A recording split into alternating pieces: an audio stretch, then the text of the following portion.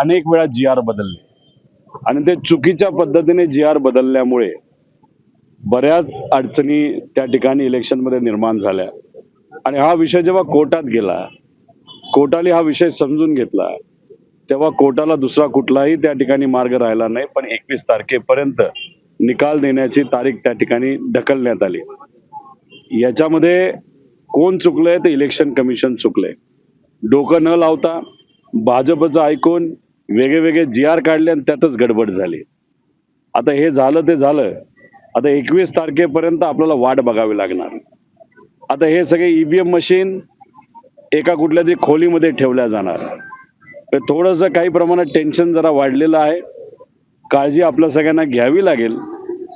आणि मग 21 तारखेला तर निकाल आपल्या बाजूने लागेल आहे आम्हाला माहितीच आहे, पण उमेदवार व आम्हा सगळ्यांना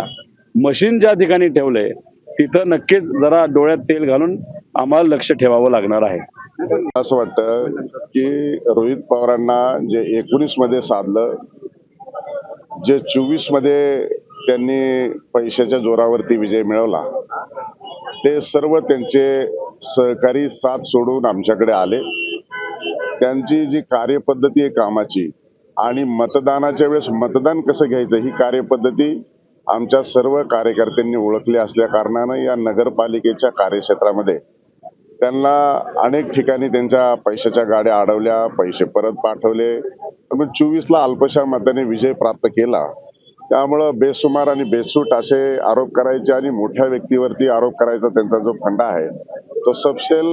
या नागरिकांनी त्यांना आता पराजय दिसत आहे आणि पराजयाच्या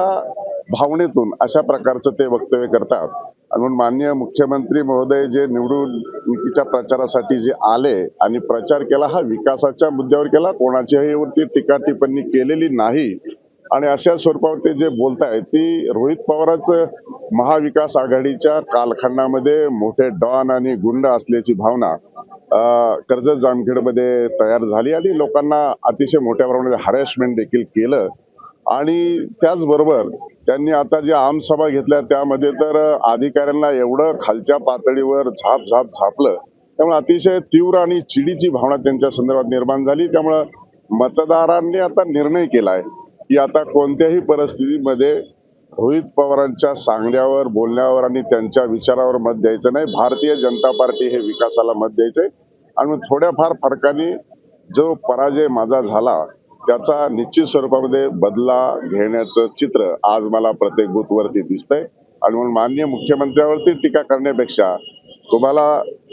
गेल्या वेळेस 43 मतं होते, यावेळेस 622 फरकाने का पडले आणि आता तुमचे उमेदवारच तुमचा नीट प्रचार करत नाहीत, तुम्हाला प्रचारालाच अनेक ठिकाणी येऊ देत नाहीत, गेले प्रचाराला तुमच्या समोर सभेलाच माणसं बसत नाहीत, म्हणून तुम्हाला नगरला पुण्याला मुलाखती घ्याव्या लागल्या आणि फॉर्मॅलिटी म्हणून त्यांनी उमेदवार भरलेले आहेत। त्यामुळे आता उद्या चित्र स्पष्ट होईल। मला असं वाटतं की आपल्याच माध्यमातून माननीय उच्च न्यायालयाने काहीतरी निर्णय दिला, मी पाहितला नाही, परंतु नक्कीच काही निकाल जे हरकती होत्या त्या प्रलंबित असतानाच चिन्ह वाटप झालं, या कारणावरून निवडणूक आयोगाने हस्तक्षेप करत काही ठराविक नगरपालिकेचे आणि काही ठराविक नगरसेवक पदाच्या उमेदवाराचे मतदान हे 20 तारखेला ठेवलं होतं आणि मतमोजणी 21 तारखेला ठेवली होती, परंतु एकाच निवडणुकीमध्ये अर्ध्या सीटचा निकाल अगोदर लागणं आणि त्याच्यानंतर मतदान होणं हे नैसर्गिकरित्या संयुक्तिक नव्हतं, कारण त्याचा प्रभाव हा नंतरच्या ह्याच्यामध्ये झाला असता नंतरच्या सीटमध्ये। त्याच्यामुळं मला वाटतं माननीय उच्च न्यायालयाने जो निर्णय केला आहे त्याचं निश्चितपणे आता त्यांचं अवलोकन आणि त्यांचा ऍक्सेप्ट केला पाहिजे आणि म्हणून अशा पद्धतीचं मला वाटतं चित्र पहिल्यांदा झालंय। आपण लोकसभेच्या देखील निवडणुका होत असताना जर 5 फेजमध्ये होत असतील किंवा एकाच वेळेस 5 विधानसभा राज्याच्या जर निवडणुका होत असतील तर त्या देखील 5 राज्याच्या होत असतील तर ते एकत्रितरित्याच त्याचा निकाल जाहीर करत असतो आणि त्याच भूमिकेवरती मला वाटतं माननीय उच्च न्यायालयाचा निर्णय आला असेल की एकाच नगरपालिकेमध्ये आता या जामखेड नगरपालिकेमध्ये 2 जागा पेंडिंग राहिलेल्या आहेत, तर त्याचा निकाल लागला तर त्या 2 जागेवरती प्रभाव होईल आणि त्याचा परिणाम होईल आणि म्हणून माननीय उच्च न्यायालयाने जो निर्णय केला आहे तो स्वागतार्ह आहे।